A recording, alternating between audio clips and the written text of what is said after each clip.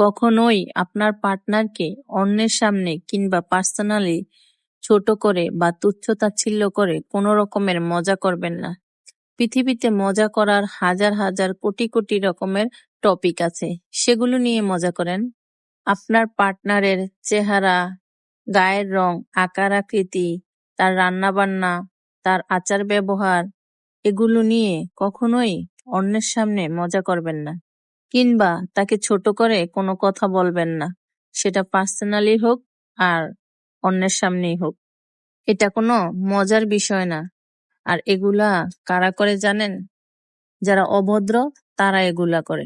ভদ্রলোকেরা কখনো এসব নিয়ে মজা করে না। ভদ্রলোকেরা সব সময় তার পার্টনারকে অন্যের সামনে সম্মান করে, এমনকি পার্সোনালিও সম্মান করে।